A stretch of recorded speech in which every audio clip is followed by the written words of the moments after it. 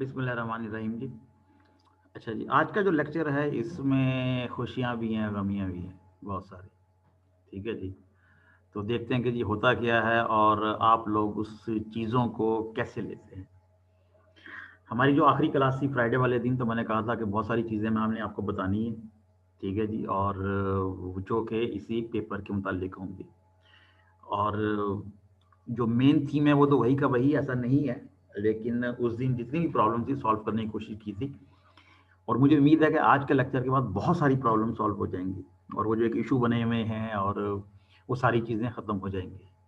ठीक है जी, और चले हम इसको देख लेते हैं कि हमने क्या रखा था शुरू में ना। ये था हमारा जो मैंने कहा था कि आपने डोमेन शुमेन और सारी चीज़ें करनी है। ठीक है जी, वो जिस पे एक तारीखी जुमला कहा गया था कि वोटिंग करा लेते हैं, तो यहाँ पे मैं दोबारा उसको कह देता हूँ कि वीक 5 के अंदर मैंने ये कहा था कि जी आपने सबमिट कराना है 15-15 पेपर्स की डिटेल्स आपने जमा करानी।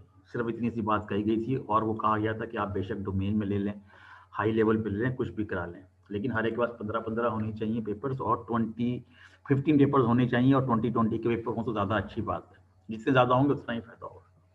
फिर मैंने कहा था कि जो आपने 15 पेपर तलाश किए हैं उसमें से सिमिलर प्रॉब्लम को तलाश करें, एक जैसी प्रॉब्लम जितनी भी उनको तलाश करें और उसको अपने पास लिखना शुरू करते हैं, वन बाय वन करके हर पेपर में से जो पढ़ा है आपने उसको अपने अल्फाजों में लिखें। ठीक है जी, फिर कहा था कि इसका जो थर्ड पार्ट था वो इस चीज़ को देख रहा था कि उसके अंदर जो मेथड रिजल्ट बयान किए गए हैं उन्हीं प्रॉब्लम को, जो कि सिमिलर प्रॉब्लम थी, जो कि आप कह सकते हो कि सब डोमेन में थी या थीम के अंदर थी, आ रही थी, उन्हीं की प्रॉब्लम्स को आपने लिखना है कि मेथड रिसर्च क्या है। और फिर आखिर में ये था कि फ्यूचर वर्क आपने उसका लिखना है। उसके उनको पढ़ने के बाद आपके जहन में अगर उन्होंने फ्यूचर वर्क दिया हुआ है तो अच्छी बात, नहीं दिया हुआ तो आपने अपने अल्फाजों में आप उसको लिख सकते हैं। अच्छा, मैंने शुरू में जो हमारी क्लासेस हुई थी मैंने ये कहा था कि ये जो 4 असाइनमेंट हैं यही आपको टर्म पेपर या रिव्यू पेपर की तरफ लेकर जाएंगे। अगर आप इन्हें सही कर लेते हैं तो रिव्यू पेपर आप 1 घंटे में लिख लेंगे, अगर आपने ये चारों पार्ट इसके सही तरीके से किए हुए हैं तो बहुत आसानी से लिख लेंगे। ठीक है, लेकिन ये कि बहुत सारी कन्फ्यूजन होती रही, फिर बीच में कोरोना शरोना आ गया तो वो फिर और फासले बढ़ते चले गए, जिसकी वजह से बहुत सारी बातें जो हैं वो नहीं समझ आ सकी। जैसे अभी बड़ा इन्होंने कहा कि जी मैंने सुना है कि रिकॉर्ड नहीं हुआ लेक्चर, मेरा ख्याल है कि लेक्चर रिकॉर्ड किया तो मैंने शेयर भी शायद किया, मेरा ख्याल है जहाँ तक। बहरहाल अगर वो मुझे नहीं पता कि था, जो भी था देख लेते हैं उसको आज। तो ये वो चीज़ें थी जिस पे मैं बार बार जोर दे रहा था। अच्छा, मज़े की बात ये है कि यही 4 असाइनमेंट जो हैं आपके, ये एग्जाम में भी इसी तरीके से ही आने थे। ठीक है, एग्जाम में एक ही सवाल आना था जो कि सारों के ऊपर पूरा उतरना था। तो इसका मतलब ये कि हैं तो बेशक ये 10 नंबर, ठीक है, लेकिन इसके ऊपर 40 मार्क्स का रिव्यू पेपर है, एग्जाम इसके ऊपर है और क्विज तो मैं नहीं कह सकता इसके साथ से, लेकिन ये कि फिर भी हमने कर सकते हैं। तो ये वो चीज़ें थी जो कि मैं शुरू से कहता हुआ आया था, लेकिन शायद कोई गलतफहमी हो गई तो लोग नहीं समझ पाए। चले, अब हम आते हैं अच्छा, हम इस पर डिस्कस करेंगे, पहले देख लेते हैं इसके अंदर कि क्या क्या सिचुएशन है। अच्छा, अब चूंकि लास्ट टाइम एक सवाल आया था और बड़ा वैलिड सवाल था कि जी जब हमारी प्रॉब्लम ही गलत है तो हमारे मेथड कैसे सही हो सकते हैं, या हमने प्रॉब्लम जो मैंने कहा था कि मुनासिब नहीं लिखा हुआ थोड़ा सा बेहतर कर लें। ठीक है जी, तो जाहिर है कि मैं इतना जालिम तो नहीं हूँ। ठीक है, हम एक काम कर लेते हैं। ठीक है जी, हम एक काम कर लेते हैं। मैं ऐसा करता हूँ कि जो असाइनमेंट 1 है और असाइनमेंट 2 को मैं मर्ज कर देता हूँ। ठीक है, इसका मतलब है कि असाइनमेंट 1 और 2 जो है वो एक हो जाएगा और 3 और 4 जो है वो दूसरा असाइनमेंट हो जाएगा। इसका मतलब ये है कि आपको असाइनमेंट 1 और असाइनमेंट 2 दोबारा अपलोड करने होंगे। उसकी मैं डेट दे दूंगा आपको। मैं दोबारा क्यों अपलोड करने होंगे, क्योंकि बहुत सारे लोगों ने अपनी प्रॉब्लम्स को चेंज की हैं या अपने पेपर चेंज किए हैं। ठीक है, अब चूंकि मैंने ये कहा कि इसी में से आपका रिव्यू पेपर बनना है, इसी में से सारी चीज़ें बननी है, तो अगर ये चारों चीज़ें एक यकसा नहीं होंगी तो वो फिर आपको रिव्यू पेपर लिखने में बहुत सारा टाइम चाहिए होगा। तो उससे बचने के लिए, या यूं कह लीजिए कि एक थोड़ा सा मैंने लेवरेज दे दिया है। ठीक है जी, पार्ट 1 और पार्ट 2। ठीक है जी, इसका मतलब क्या है, इसका मतलब ये है कि आपने सिमिलर प्रॉब्लम निकालनी है उन्हीं पेपर में से जो कि आप 15 पार्ट 1 के अंदर दे रहे होंगे। आप उन्हें रिवाइज भी कर सकते हैं, आप उन्हें चेंज कर सकते हैं, आप उन्हें नए ला सकते हैं, वो कोई इशू नहीं है। ठीक है। मेरा जो नुक्ता निगाह है, जो चीज़ें करवाई जा रही हैं वो इसलिए करवाई जा रही हैं कि आपको एक मुकम्मल तौर पर एक बेहतर चीज़ सबमिट करवाएं, ना कि होश-पोश में जमा करा दें। लास्ट के अंदर यही हुआ था कि जी हमने जब कराया था तो लोगों के बहुत सारे कम आए थे। जी, जी, जिन्होंने नहीं चेंज किया वो भी दोबारा करेंगे, उसकी वजह बताता हूँ आपको मैं, उसकी वजह बताता हूँ आपको मैं क्या है। उसकी वजह ये है कि जब कुछ लोग, जिन लोगों ने चेंज किया और जिन लोगों ने चेंज नहीं किया, जब वो करवाएँगे तो वो एक अजीब-सी सबमिशन हो जाएगी, क्योंकि हमने अपलोड करना है। अगर हम फेस टू फेस होते तो मैं सिर्फ़ उनसे कहता जिन्होंने चेंज किया है। अब चूँकि ऑनलाइन है, ठीक है, तो फिर हमारे ये रिकॉर्ड रखना बहुत आसान नहीं होगा मेरे लिए कि जी मैंने किसने जमा कराया, किसने जमा नहीं कराया। और हो सकता है कि इसके अंदर क्या हो कि जी वो कुछ किसी के नाम पे ज़ीरो लग जाए, जबकि उसने जमा कराया हो।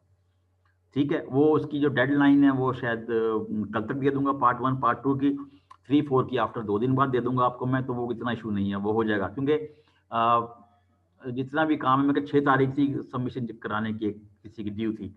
तो मेरा ये ख़्याल है कि काफ़ी लोगों ने बहुत सारा काम कर लिया है। लेकिन मेरी जो फ़िक्र है, जो मेन चीज़ है, क्योंकि ये तो है 10 नंबर, ठीक है जी, ये अगर कम भी हो जाएँ तो कोई इश्यू नहीं है। लेकिन जो रिव्यू पेपर या टर्म पेपर है उसके 40 मार्क्स हैं। ठीक है जी, 40 मार्क्स में अगर 20 नंबर आ रहे हैं तो कोई फ़ायदा नहीं है उसका। ठीक है जी, लास्ट टाइम जब मार्क्स डिस्ट्रीब्यूशन हुई थी, अभी जो सेमेस्टर 2 में है वो लोग, उसमें हाईएस्ट मार्क 35 थे। अब इससे अंदाज़ा लगा लीजिए आप। ठीक है जी, कि वो पेपर कैसा होगा, जबकि लोएस्ट मार्क जो था तकरीबन कोई कोई 20 से भी कम थे उसके। ठीक है ना? वजह क्या थी कि वो सारी क्लासें ऑनलाइन हो रही थी।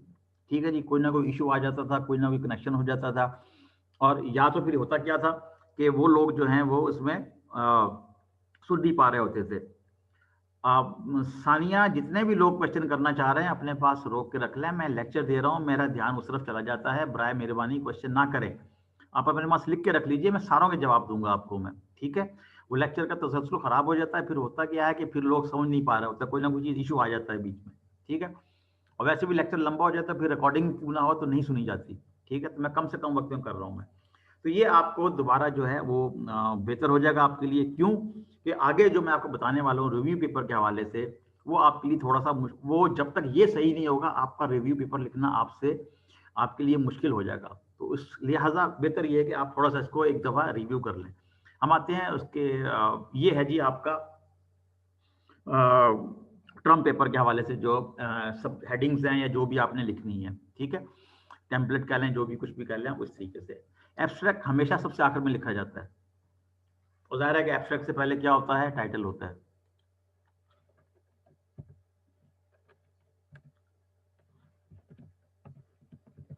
ठीक है जी, टाइटल आ जाएगा आपका, ठीक है जी, जो भी आप देना चाहते हैं। उसका एब्स्ट्रैक्ट आपने सबसे आखिर में लिखना है, ये बात ज़हन में रखिएगा। ठीक है, उसके कीवर्ड्स ज़ाहिर है सबसे आखिर में लिखे जाएँगे। आपने अपना टॉपिक इंट्रोड्यूस कराना है। जितनी भी आपकी लेंथ है, वो उसका 15% होना चाहिए उसका। 15% आपकी लेंथ होगी टोटल जो आपने लिखना होगा। फिर आप आएँगे लिटरेचर रिव्यू के ऊपर। ये मैं आगे जाके थोड़ा-सा और एक्सप्लेन करूँगा। जो कि 60% आपकी तहरीर का होना चाहिए। आप यूँ समझ लीजिए कि अगर 1000 वर्ड हैं का लिखा है आपने, तो उसमें 600 वर्ड जो है लिटरेचर रिव्यू से ताल्लुक़ रखते होंगे। अच्छा, अभी लिटरेचर रिव्यू की जो डिस्ट्रीब्यूशन है वो अभी आप देख लीजिए कि प्रॉब्लम स्टेटमेंट समझ लें कि 5% है। प्रपोज रिसर्च क्वेश्चन 1% है। एम्स ऑब्जेक्टिव 1% 2% कर लीजिए आप। तो मेजर पोर्शन जो है आपका, वो आपका लिटरेचर रिव्यू के ऊपर आएगा। अच्छा, अब लिटरेचर रिव्यू आपका उस वक्त तक सही नहीं हो सकता जब तक आपकी असाइनमेंट 1 के अंदर से, ये देखें आप, असाइनमेंट 1 के अंदर से आपके 15 पेपर और आपकी प्रॉब्लम नहीं सही हो सकती। अगर वो सही नहीं है तो वो आप यहाँ पे लिटरेचर रिव्यू नहीं लिख पाएंगे। ठीक है, यहाँ पे आप अपना लिटरेचर रिव्यू जो कहा हुआ है जिसका 60% शेयर है, टोटल टोटल जो नंबर वर्ड्स होंगे उनका 60%। तो इसका मतलब ये है कि आपका ज़्यादा जोर जो है वो आपका प्रॉब्लम्स के ऊपर ही होगा कि उस प्रॉब्लम को आपने कैसे डिफाइन करना, किस तरह से लिखना है। ठीक है, फिर अब ये देख लीजिए प्रपोज मेथड जो है उसके तकरीबन कोई 10% है, एक्सपेक्टेड रिजल्ट भी 10% है, क्योंकि जाहिर है कि आपको नहीं मालूम कि आपने मेथड कौन सा प्रपोज करना है। रिजल्ट क्या हो सकता है आपके जहन में नहीं है अभी इतनी चीज़ों के। उस रिसर्च को अगर आप कर लेते हो तो उसके क्या सिग्निफिकेंस होंगे, क्या बेनिफिट्स होंगे। ठीक है, अच्छा सॉरी। अच्छा, उसमें अब ये है कि ये लिटरेचर रिव्यू का देखिए ज़रा आप, ठीक है जी। इसमें कोई वो नहीं होता नहीं है, लेकिन 50% जो आपने पढ़ना है, उसमें से लिखना है, उसके अंदर से एग्जिस्टिंग रिसर्च को फाइंडिंग करनी है आपने, ठीक है। वो जो 15 पेपर मैंने कहे थे पढ़ने के लिए, 15 पेपर को अगर देखा जाए तो वो तकरीबन 200 पेपर बन जाते हैं। वो किस तरह से कि आपका एक पेपर उठाया आपने और उसके आप रेफरेंसेस पे चले गए, तो हर पेपर के अंदर कोई 12 13 15 20 25 रेफरेंसेस होते हैं, ज़रा वो भी इसके अंदर शामिल है। तो जब 15 कहे गए तो इसका मतलब ये है कि आपने उनको भी देखना है। यहाँ दो चीज़ें जो आपके लिए बड़ी काम की हैं, एक तो ये है कि ज़ाहिर है कि आपने प्रॉब्लम स्टेटमेंट भी लिखनी है, किस तरह से एग्जिस्टिंग रिसर्च रिव्यू से। जो पढ़ेंगे आप तो ज़ाहिर है कि वहाँ जब पढ़ेंगे आप उसको अच्छी तरीके से, तो आपको मालूम हो जाएगा अच्छा ये काम भी नहीं हुआ, ये काम भी नहीं हुआ, इसको मैं किस तरह से कर सकता हूँ। तो जो काम आपने जब क्रिटिकली इवैल्यूएट करना है आपको, जहाँ पे आप गैप फाइंड आउट करना है इसके अंदर से, या अपनी डायरेक्शन आपने अपने आप को डिटरमाइन करनी है, तो वो 10% में लिखेंगे आप। ठीक है जी, वो 10% कहाँ पे आ रहा है, ये देखिए मैं आपको दिखाता हूँ। इस जगह पे आ रहा है। ये जो प्रॉब्लम स्टेटमेंट है, ये तकरीबन 5 to 10% यहाँ पर लिखा जाएगा। करना क्या है, आपने पेपर पढ़ने हैं, आपने पेपर जमा करने हैं, पढ़ना है, अंडरस्टैंड करना है, उसके अंदर जो प्रॉब्लम्स दी गई हैं उनको लिखना है वन बाय वन, और उन प्रॉब्लम्स को पढ़ने के बाद, अंडरस्टैंड करने के बाद आपने उसमें से एक नई प्रॉब्लम निकालनी है। ठीक है, वो आएगी प्रॉब्लम स्टेटमेंट के अंदर। ठीक है, वो जो प्रॉब्लम स्टेटमेंट जब आप उसको पढ़ लोगे, अंडरस्टैंड कर लोगे, तो उसमें से कहोगे अच्छा यार ये मैंने एक पैराग्राफ लिखा है, ये दो पैराग्राफ लिखे हैं जो कि टोटली प्रॉब्लम को डिस्कवर कर रहे हैं। उसमें से एक क्वेश्चन निकल रहा है कि जी कौन सा क्वेश्चन है, अच्छा ये वाला क्वेश्चन है जी, इस प्रॉब्लम को मैं अगर क्वेश्चन की शक्ल दूं तो उसका ये क्वेश्चन बनेगा। ठीक है, अब उसको मैंने सॉल्व भी तो करना है ना, तो उसके लिए मुझे क्या क्या एम्स होंगे, ऑब्जेक्टिव क्या होंगे। अच्छा, एम्स क्या है और ऑब्जेक्टिव क्या है, इसका बड़ा सिंपल से एग्जांपल देता हूँ जी। मैंने अपना वजन लूज करना है, ये मेरा एम है। ऑब्जेक्टिव क्या है कि जी मैंने रोजाना 2 किलोमीटर वॉक करनी। ठीक है, तो एम्स क्या कि आपने सोच लिया कि हमने करना कैसे है, क्या करना है, और ऑब्जेक्टिव में कैसे करना है, ये यहाँ पर चीज आ जाएगी। ठीक है, ये जो आपका प्रपोज मेथड है, ये आपने चूंकि मेथड पढ़े हुए सारे, ठीक है, उन मेथड में से कोई एक मेथड आप चूज कर सकते हैं कि अच्छा जी मैं ये वाला मेथड इस्तेमाल करूंगा। अच्छा, जब आपने मेथड पढ़े हुए तो ज़ाहिर रिजल्ट भी पढ़े हुए आपने, तो आपको मालूम हो जाएगा कि जी कौन से रिजल्ट मैंने क्या क्या रिजल्ट मेरे एक्सपेक्टेड रिजल्ट हो सकते हैं। ठीक है, वो यहाँ पर आ जाएंगे। ठीक है जी, ये एक मैं पहले ही बता चुका हूँ आपको, आप देख लीजिए जरा, इसमें हमने कुछ इतना खास नहीं है। यही बताया गया इसके अंदर कि जी आपने सब हेडिंग यूज करनी है, हेडिंग यूज करनी है, और कोशिश करेंगे पहले उसकी आउटलाइन बना लें। लिटरेचर रिव्यू का जो पार्ट है उसकी आप कोशिश करें कि आप एक आउटलाइन बना लें, उसकी हेडिंग्स बना लें, और उस हेडिंग को फिल करना शुरू कर दें। जितनी अच्छी आपकी हेडिंग्स होंगी, उस तरीके से उस मटेरियल को वहां पे रखते चले जाएं, और जब वहां पे आप रखते चले जाएंगे तो आपका सारा इशू जो है वो हल हो जाएगा, मसला, तो उसमें आपकी कोई चीज नहीं रहेगी। ठीक है, ये भी तकरीबन बता चुका हूं मैं इसमें। एटलीस्ट 20 रेफरेंसेस हैं, मेरा ख्याल है कि लॉजिकली मैं ये समझता हूं कि आपके रेफरेंसेस 20 से ज्यादा हो जाएंगे। ठीक है, वो किस लिए हो जाएंगे मैं आपको बताता हूँ, उसका बड़ा सिंपल तरीका है। वो क्यों ज्यादा हो जाएंगे, वो इसलिए ज्यादा हो जाएंगे, अगर आप एक ही पेपर उठा लें, एक ही पेपर में से अगर आप देखेंगे तो वो अच्छे खासे पेपर निकल आएंगे। तो अगर 15 के अंदर निकलें तो कम से कम 150 रेफरेंसेस बनते हैं आपके, कि उसमें से आप दे सकते हैं। वो पढ़ना कैसे है, किस तरीके से पढ़ना है, वो यहाँ पे सारे लिंक्स दिए हुए हैं। ठीक है, इसमें क्लिप भी हैं जो कि ऑलरेडी लेक्चर दिया जा चुका है, इसके अलावा कुछ स्लाइड्स हैं, कुछ शेयर्स हैं, वो दूसरी चीज़ें हैं, वो सारी आप उसको देखकर आप अपने हवाले से इसको देख सकते हैं कि हमने किस तरीके से इस सारे काम को करना है, ताकि आपको जो चीज़ें हैं वो आसानी के साथ क्या कहना चाहिए उसको, आप उसको कर लो, ताकि आपको मालूम हो जाए कि जी हमने कर क्या रहे हैं उसके अंदर से। ठीक है जी, लेक्चर जो है यहाँ पे तकरीबन ख़त्म हो चुका है। अब मुझे मालूम ये करना है, ये जो क्वेश्चंस आपके आ रहे हैं वो उसके लिए open to the mic forum है कि जी अब आपने सवाल करना शुरू कर दीजिए। जी, पहला सवाल किसका है जी? जी मोहसिन अली, क्या क्वेश्चन है आपका? अस्सलाम वालेकुम सर। वालेकुम सलाम। अच्छा सर, मैं ना हमने हमारा जो टॉपिक था उसमें ना हम पेपर्स पढ़ रहे थे, तो एटलीस्ट ना पर पर्सन जो है हम तकरीबन ना 8-8 10-10 पेपर पढ़ लिए हैं। तो उसमें ना पेपर जब हमने पढ़े हैं तो साथ-साथ ना हमने ना उसको ना मैंने ना एक रजिस्टर पे ना हर एक पेपर को पढ़ने के बाद उसमें जो चीज़ें थी वो मैं लिखता गया साथ-साथ। अब ये था कि एक पेपर को जब पढ़ा तो उसमें जब लिखने के 3 से 4 पेज मेरे रजिस्टर के भर गए, उसमें मैंने हर चीज़ उसकी ना लिखता गया, समरी भी, एब्स्ट्रैक्ट भी, मेथोडोलॉजी कौन-कौन सी यूज़ की गई है, और मतलब काफ़ी चीज़ें मैंने लिखी ना। तो फिर एक-एक कर करके मतलब जितने पढ़े हैं, तो ये ना बहुत ज़्यादा डाटा बन गया, जिनको फिर अब मैंने तो इतना पढ़ा और फिर मेरे जो दूसरे ग्रुप मेट्स हैं उन्होंने ही पढ़े। अब सर उसमें मसला ये आ रहा था मुझे कि जी। इनको जब मैं समराइज़ करूँगा कि हमने एक रिव्यू पेपर के अंदर इनको ना समराइज़ करना है, ठीक है, तो वो मेरे लिए कंपाइल करना बड़ा मुश्किल हो रहा है कि यार मैं इनको कंपाइल किस तरह से कर पाऊँ। लास्ट टाइम मैंने ये बताया था, मैं दोबारा बता देता हूँ मैं। ठीक है, हम आते हैं इस पार्ट के ऊपर, ठीक है, ताकि आपको आसानी हो जाए। जी सर, आपने करना क्या है जी, आपने एक पेपर उठाया, एक पेपर, ठीक है जी, ठीक उसमें हो से गया। आपने प्रॉब्लम जी, निकाल जी ली, सर, आपने प्रॉब्लम निकाल ली, जो कि ठीक पार्ट है हो गया। असाइनमेंट 2 का, डन हो गया, ठीक है, और उस प्रॉब्लम को आपने जी सर, अपने अल्फाज में लिखा है।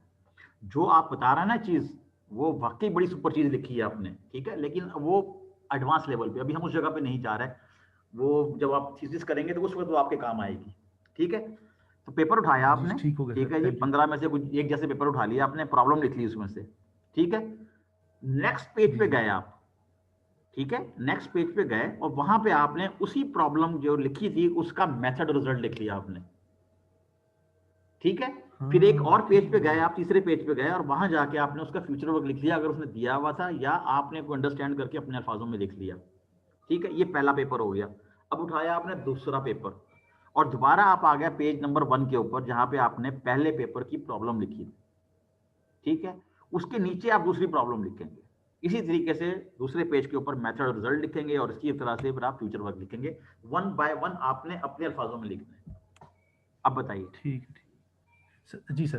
सर इसमें ठीक है, वो मैंने ना ये भी चीज़ें मैंने ना की, लेकिन मैं साथ एडिशनल चीज़, ये मुझे अच्छा हो गया सर, शुक्रिया आपने मुझे गाइड किया। लेकिन मैंने ना साथ में एडिशनल चीज़ें भी लिखी थी, ठीक है, अब मैं उनको अवॉइड करूँगा। लेकिन अच्छा, इसमें नहीं, ये वो सुन एक लें, वो चीज़ मोहसिन सुन लें, वो जो चीज़ें लिखी है ना आपने, आपने उनको फेंकना, ज़ाया नहीं करना आपने, वो आपको ठीक होगा, आगे ठीक जाके होगा। अगर आप रिसर्च करना चाहोगे उसी फील्ड के अंदर, तो आपको बड़ा फ़ायदा देंगी वो।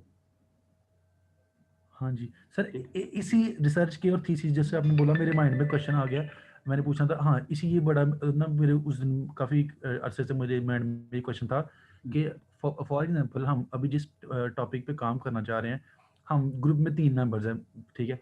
हम ये चाह रहे हैं कि हम उसी को ना थीसिस में भी लेके चलें। तो मेरे माइंड में भी कुछ हचचा था, तो मैंने कहा चलिए आपसे पूछूँगा, मशवरा कर लूँगा कि जो हम थीसिस करते हैं, क्या हम वो एज़ अ ग्रुप के अंदर करते हैं या इंडिविजुअल करते हैं? नहीं, वो इंडिविजुअल होता है, ठीक है अच्छा, जी। अच्छा, क्योंकि अच्छा, अब हम मैं मुझे ये बताता था हूँ आपको, मैं आपको थोड़ा सा हम एग्जांपल दे देता हूँ इसकी मैं, ठीक है जी। जी सर। अब आपने, आपका टॉपिक क्या है आपका? हमारा sir data security in cloud computing. Data security in cloud computing, ठीक है जी। अब आप इसने 3 हिस्सों में डिवाइड करना है आपने, ठीक है जी। डेटा सिक्योरिटी डिफेंस फोर्सेस का, डेटा सिक्योरिटी मेडिकल का, डेटा सिक्योरिटी यूनिवर्सिटीज़ का, ठीक है। जो ठीक मेन हो टॉपिक आपका वही ठीक हो रहेगा, आपकी डोमेन चेंज हो जाएगी, जो टेस्ट बेड है आपका वो चेंज हो जाएगा, ठीक है।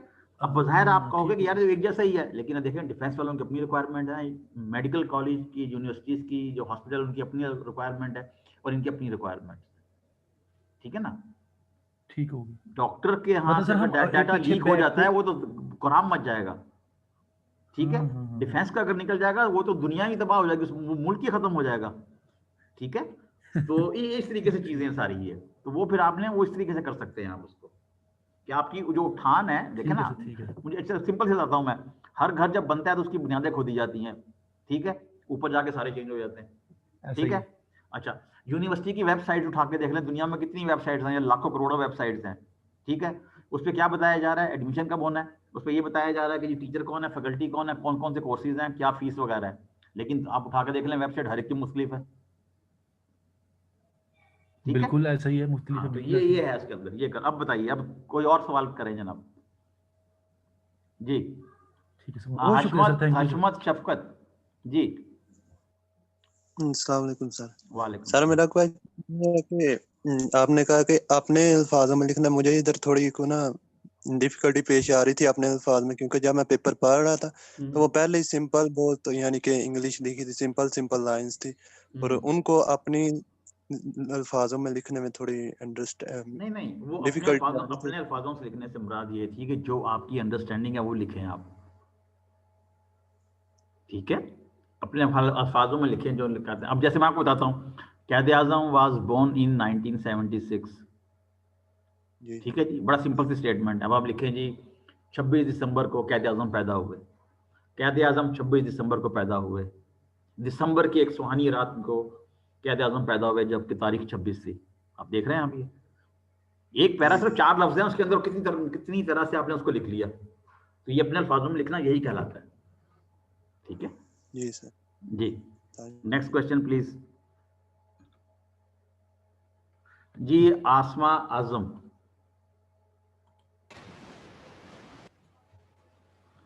जी आसमा आजम,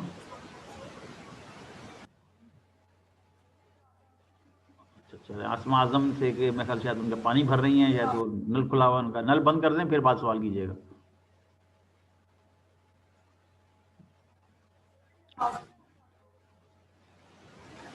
चले आयशा अरशाद। जी अस्सलाम वालेकुम सर। वालेकुम सलाम। सर मुझे ये पूछना था कि आप काइंडली हमें ये बता दें कि एक पेपर के कौन से पार्ट को हम ज़्यादा फोकस करें तो हमें उसमें से प्रॉब्लम मिल जाएगी, किस पार्ट में से हमें methods and results and future work वगैरह मिल जाएगा। जी इसके लिए भी मैंने लेक्चर भी दिया हुआ, सारी चीज़ें बयान की हुई हैं। जहाँ पे आप ये देखते हो कि जी लिखा हुआ है प्रॉब्लम स्टेटमेंट, बैकग्राउंड या इस तरह की इन्फॉर्मेशन दी गई है, तो वहाँ से आपको मिल जाएगा। आपको प्रॉब्लम क्या है वो आपको एब्स्ट्रैक्ट के अंदर भी मिल जाएगी, थोड़ा सा वाला मिल जाएगा, इंट्रोडक्शन के अंदर भी मिल जाएगी आपको। तो इन तरह से आप अपनी जो प्रॉब्लम है उसको तलाश कर सकते हैं। ये उसी सूरत में है जब आपने सही तरीके से पढ़, अगर आप नहीं सही तरीके से पढ़ेंगे तो फिर आपके लिए मुश्किल हो जाएगा। जी 15 पेपर हैं ही लेने हैं। सर आवाज़ नहीं आ रही आपको। जी आसमा आपकी आवाज़ किसी को भी नहीं आ रही, सिर्फ मुझे नहीं किसी और को भी आवाज़ नहीं आ रही। सिर्फ ऐसे लग रहा है जैसे आपको नल खुला हुआ बाल्टी भर रही हैं आप, इस तरह की आवाज़ आ रही है। जी सफ्तान। अच्छा सर, मेरा क्वेश्चन ये था कि आपने भी जैसा कि बताया कि आप असाइनमेंट 1 और असाइनमेंट 2 दोबारा सबमिट करेंगे, ठीक है। तो एक पहली बात ये थी कि 15 पेपर हमने पढ़ने थे, 15 में से कुछ इररेलेवेंट हो गए, कुछ रेलेवेंट हो गए। तो जो प्रॉब्लम्स हैं ये हम अब एक ही प्रॉब्लम लेके आगे चले अभी असाइनमेंट के साथ, या डिफरेंट अभी प्रॉब्लम लिखें जो सेकंड असाइनमेंट है, नहीं वो जो आप नहीं तो वो 3, जो 4 या 5? मैं आपको बता रहा हूँ, मैंने कहा कि सिमिलर प्रॉब्लम लेनी है आपने, ठीक है, ठीक है मतलब जी। जो हमारे रेलेवेंट पेपर्स हैं उसमें अगर मुझे सिमिलर 3 मिल जाती हैं 4, तो वो मैं 3-4 मेंशन करके तो जी जी जी असाइनमेंट 2 में आप कर उसके सकते हैं, बाद। आप कर सकते हैं, आप कर सकते हैं, बिल्कुल ऐसे ही कर सकते हैं, ठीक है। लेकिन उसमें फिर जब इवैल्यूएशन होगी ना, अच्छा इसमें होगा क्या, अगर आप फर्ज कर लें आप तीन लेते हैं पेपर, एक लम्हे के लिए सोच लीजिए आप, उसमें फिर होगा ये कि जब आप रिव्यू पेपर लिखने बैठेंगे ना तो वहां आपको हो सकता है प्रॉब्लम आ जाए, ठीक ठीक है। है। अब जैसे अभी ये डाटा, अभी मोहसिन ने क्या कहा था, क्लाउड कंप्यूटिंग और डाटा सिक्योरिटी की बात कर रहे थे वो, ठीक है जी। इस कीवर्ड को आप लिखें, सर्च करें, आपको कितने पेपर मिलेंगे, बेतहाशा पेपर मिलेंगे आपको इसके ऊपर, ठीक है जी। ठीक है। और वो फिर आप उसमें से डोमेन स्पेसिफिक कर लें, अच्छा जी मैंने किस तरह ठीक की है, नहीं डेटा सर, जी, सपोज मैंने 3 प्रॉब्लम ले ली है, मुझे 3 सिमिलर प्रॉब्लम्स मिल गई हैं। ठीक है, डन हो अभी गया, मैंने असाइनमेंट 2 तक वो प्रॉब्लम्स चूज कर ली हैं। तो ठीक जब है। मैं आगे उसके मेथड और रिजल्ट तक जाऊंगा तो उसमें से जो एक प्रॉब्लम होगी वह उसको आगे लेके चला जाऊंगा, 2 नहीं को नहीं, इग्नोर तो कर तीनों दूंगा। तीनों प्रॉब्लम के तीनों मेथड लिखने हैं आपने कि कौन कौन से उन्होंने मेथड इस्तेमाल किए। देखिए ना, मैं आपको छोटी सी अच्छा एग्जांपल ठीक। देता हूँ, एक छोटी सी एग्जांपल आपके लिए कि जी आपने कहा कि जी मैंने जाना है डस्का, आप सेक्टर पे भी जा सकते हैं, मोटरसाइकिल पे भी जा सकते हैं, हवाई जहाज पे भी जा सकते हैं, तो मेथड है ना ये, ठीक है। अब जी जी कौन जी सा मेथड आप इस्तेमाल कर किया है उन लोगों ने, वो आपने लिखना है वहां पर, ठीक है। जी ठीक है। और अच्छा जी फ्यूचर एक वर्क भी सवाल, अलग एक अलग तीनों का आएगा? जी जी तीनों का अलग अलग आएगा, तीनों का अलग अलग, मैंने भी वही चीज बयान की आपको। एक क्वेश्चन आया, जरा 1 मिनट ठहरे सही। Sir, methods and result 2 pages में लिख सकते हैं या जस्ट 1 पेज पे? हाँ ये देखें, ये 10% लिखना है आपने, मेथड भी और रिजल्ट भी 10% है आपका, ठीक है। वो आप देख लीजिए इसको किस तरीके से। जी आसमा आजम आपकी आवाज सही हुई नहीं हुई, अच्छा। शफकत, मोहम्मद शफकत, अस्सलाम वालेकुम सर। जी आवाज आ रही है आपकी। अस्सलाम वालेकुम सर। वालेकुम सलाम। सर थोड़ा गाइड कीजिएगा कि मेरा जो पेपर है उसके ये है कि मैं जो क्रिप्टोग्राफिक एल्गोरिथम्स हैं उनका रिव्यू कर रहा हूँ, उनका क्रिटिकल एनालिसिस कर रहा हूँ उनका। ठीक है। तो जो मेथोडोलॉजी होगी उसमें मैं लिखूंगा कि वो जो उनका डिजाइन है वो किस तरह से वर्क करती है, वो लिखूंगा उसके अंदर। यस, किस तरह डिजाइन वर्क कर रहा है वो मेथड है। एल्गोरिथम जी जी, किस तरीके से बनाया है, किस तरह से इंक्रिप्शन करता है, किस तरह से डिक्रिप्शन करता है वो। जी बिल्कुल ऐसे। और रिजल्ट क्या है उनके, उसको इस्तेमाल करने से रिजल्ट कैसे आ रहे हैं आपके? जी, रिजल्ट्स में उसमें कुछ में क्या वीकनेस है, कोई ब्रूट फोर्स से विक्टिम हो जाते हैं, यस कुछ स्पीड कम है, ये इसमें लिखूंगा सर मैं। क्या वीकनेस है वो आ जाएगा रिजल्ट के अंदर, वो फ्यूचर वर्क के अंदर आ जाएगा उसका कि इस ये वीकनेस है, इसको हमने इसको रेक्टिफाई करना है हमने, तो वो एक काम हो जाएगा। अगले बंदे जो रिसर्च कर रहा होगा वो उसके ऊपर रिसर्च कर लेगा उसके ऊपर। जी सर, ठीक है, थैंक यू सर, जज़ाकल्लाह सर। जी माहम फखर। अस्सलाम वालेकुम सर। वालेकुम सलाम। सर मेरा एक यही क्वेश्चन है कि आपने जिस तरह भी कहा है कि हम लोग अगर एक कोई पेपर पढ़ते हैं, लाइक फॉर एग्जांपल हमने 15 पेपर्स निकाले थे, उन 15 में से तकरीबन कोई ऐसे 5 या 6 हैं जिनमें हमारी प्रॉब्लम आइडेंटिफाई हो रही है। हम उन 5 पेपर्स को उठा के उसके प्रॉब्लम स्टेटमेंट लिख के अपलोड करेंगे। लेकिन सर एट द एंड बात तो फिर वही है ना, आपने कहा कि मिनिमम भी आपके पास रेफरेंसेस जो होते हैं वो 20 होने चाहिए और वो बन जाएंगे एट द एंड। लेकिन अगर हम अभी 5-6 पेपर्स को लेके चलेंगे तो फिर इस तरह आगे तक जाके हमारे पेपर्स उतने मौजूद नहीं होंगे, हम तो उन 5-6 पेपर्स के इर्द गिर्द ही घूमते रहेंगे। अच्छा देखा ना, अब यही तो चीज़ है ना कि आप लोग सुनते नहीं हैं। मैंने अभी आपसे अर्ज किया कि अगर आपने 2020 का कोई भी पेपर ले लें, आप चलें 2020 का ले लें, आप उसके एंड पे जाएं, आपको 20 से ज़्यादा रेफरेंस मिलेंगे उसके। जी वो सर। भी तो आपके काम के है ना। जो पेपर आप पढ़ रहे हैं उसके अंदर जिन रेफरेंसेस को दिया गया है वो भी तो आप कोट कर सकते हैं ना।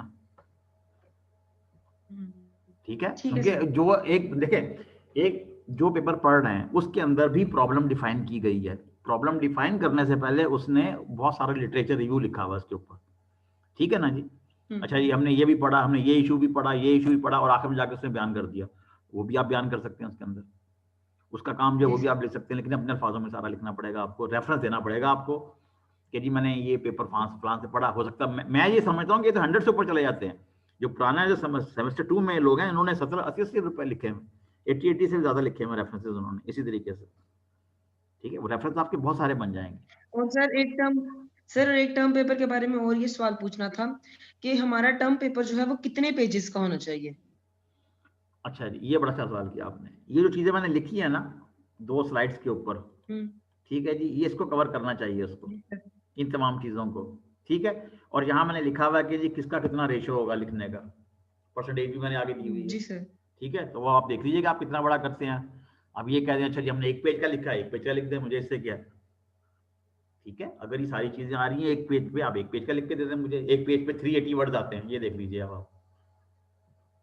ठीक है, ठीक है जी। जी अमारा। अस्सलाम वालेकुम सर। वालेकुम सलाम। सर हमारा टॉपिक था, मैंने अपने टर्म पेपर के हवाले से बात करनी थी आपसे। हमारा टॉपिक था comparative analysis in private public and hybrid security, cloud security. तो ना बाद में आप सवाल 1 मिनट हमारा, आपको सवाल अपना दोबारा दोहराना पड़ेगा। वो इसलिए कि लेस देन 1 मिनट रह गया है। ठीक है, और राब्ता हमारा किसी वक्त भी टूट सकता है। तो अगर मैं इसका जवाब देना शुरू कर दूंगा या आपका सवाल मुकम्मल हो जाएगा, तो जब उसकी सेकंड जो पार्ट आएगा तो वो फिर वो नहीं समझ पाएगा। ठीक है, आप जरा होल्ड कर लीजिए इसको। ठीक है।